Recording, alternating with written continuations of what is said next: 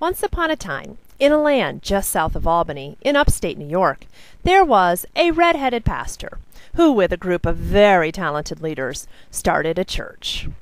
No, it's not that kind of church. Journey United Church of Christ had its beginning in a different kind of place. They got their start in a bar. So this is the story of how Journey went from this to this. Here's the church, we don't have a steeple, but open the doors and see all the people.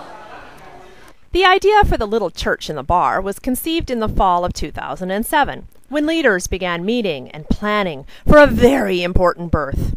They read and they talked, they developed a mission statement, and they talked about vision, and they set goals, and they prayed, and they prayed, and they listened for our still speaking God. And before they knew it, on April 6th of 2008, the church was born, and they entered the bar for the first time on a Sunday morning, and they began worshiping together. And the church was very happy. Now, from the beginning, they were a still-speaking church, with a still-speaking banner, and still-speaking shirts, and still-speaking jewelry, and still-speaking ads, and still-speaking bulletins, and still-speaking mugs, and still-speaking flip-flops.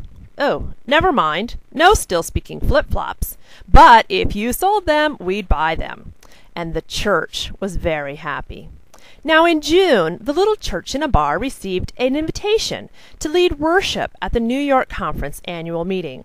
So the leaders took the show on the road and headed up north to Silver Bay.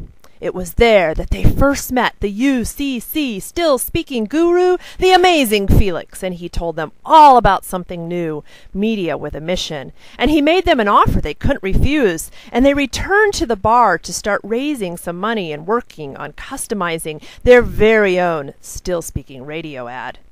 It didn't take long to get ready, and soon they were ready to take their message to the airwaves. I have this really great radio ad. Do you want to play it? Oh, well, we don't usually deal with your kind of people. I'll have to check with my boss. So our first attempt at radio advertising was met with, well, how should we say, just a little resistance. But we are a new church start, and we are tenacious, if nothing else. So what did we do? We moved on to the next radio station on our list. I called up Natalie Cohen at Fly 92 and suggested that I send the ad over to her, have her kind of listen to it and see what she thought. Well, within about, I'd say, 10 minutes, she called me back.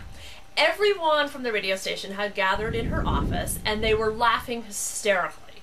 They thought it was the funniest ad they had ever heard, and they were so intrigued by the message that they heard. They had all sorts of questions about the United Church of Christ, and Journey, and a church that would accept all of them. We are thinking that in addition to the people who heard the ad and came to church, there might even be some people from Fly 92 who show up at our door someday. The message came through loud and Our clear. favorite radio ad, I think, was the Legal Talk one.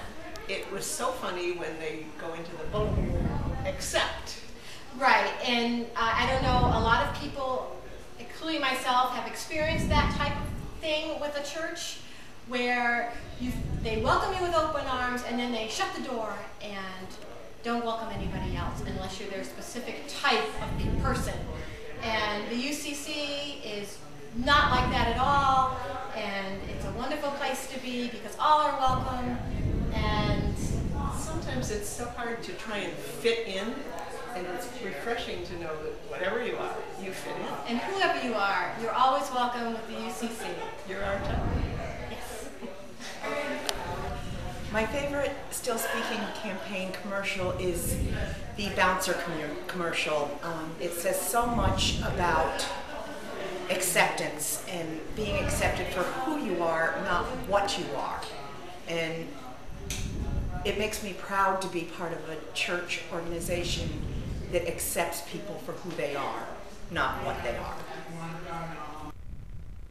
Time went by, and the church added a comma club for kids, a comma community for youth, and more ways to learn and celebrate, to worship, and to serve. They even adopted a little village in Uganda and started sending children to school for the very first time. And the church was very happy. They ran more Still Speaking print ads, they gave away Still Speaking welcome mugs, and over again they answered the question, "Hey, what's up with a comma?" And the little church grew. They got incorporated, and they got standing with the United Church of Christ. And on Pentecost Sunday of 2009, they welcomed 36 charter members, including 6 confirmation students and 1 baptism. And the church was beyond happy. So, what's next for Church in a Bar? Well, in an all-out effort to live up to their name, they are planning to journey to a new location. They'll be listening for the Still Speaking God to guide them to a new place. Now, they're a little sad because they'll have to say goodbye to their bar. Or maybe they'll find a way to build a new bar in their new home. Wherever they end up, they give thanks to the Still Speaking God, to Felix, our Still Speaking guru, and all the others who helped them listen along the way. God is still speaking, and Journey will keep listening.